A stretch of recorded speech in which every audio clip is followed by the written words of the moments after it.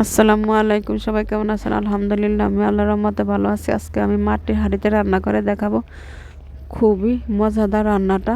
এই যে কিছু পাঙ্গাস মাছ ভেজে নিচ্ছি, দু পিটি ভালো করে ভেজে নিচ্ছি, কারণ পাঙ্গাস মাছ না ভেজে রান্না করলে অনেক কেমন জানি লাগে, ভালো লাগে না। আর এই দিকে মাটির হাঁড়িতে দুইটা পেঁয়াজ কুচি দিয়ে দিচ্ছি, এখন রসুন পেস্ট দিয়ে দিচ্ছি, আদা বাটা দিয়ে দিচ্ছি, আর কিছু কাঁচামরিচ কেটে দিয়ে দিচ্ছি।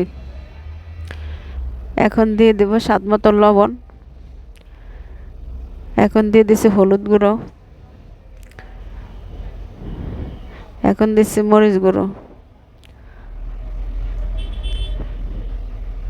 এখন দিয়ে দিচ্ছি একটু জিরা গুঁড়ো। এখন ভালোভাবে নেড়ে ছেড়ে নিচ্ছি, কারণ হাঁড়িতে রান্না করা অনেক স্বাস্থ্যসম্মত খাবার। আপনারা চাইলে একটা দুইটা পাতিল এভাবে কিনে সবসময় রান্না করতে পারেন। একটা পাতিল রান্না করে ঢেলে আবার ওই পাতিলে আরেকটা রান্না বসিয়ে দিতে পারেন। বেশি পাতিল কেনার দরকার নাই, দুইটা পাতিল হলে বা দুইটা কড়াই হলে হবে। মাটির কড়াইও পাওয়া যায়, কারণ বর্তমানে যুগে ডাক্তাররা সাজেস্ট করে যে মাটির পাতিলে রান্না করে খেতে। এই যে এখন সে পাঙ্গাস মাছ আর পাঙ্গাস মাছ ভাজলাম, যে তেল বের হয়েছে সেটা দিয়ে দিচ্ছি। দেখেন কালারটা কত সুন্দর হয়েছে।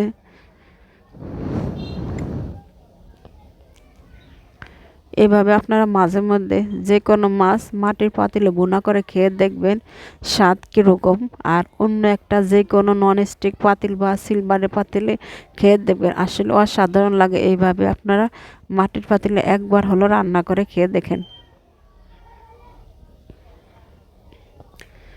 এখন পড়তে আছে মাছগুলো ভালোভাবে একটু আবার কষায় নিচ্ছি, মানে ঝোলের ভিতরে।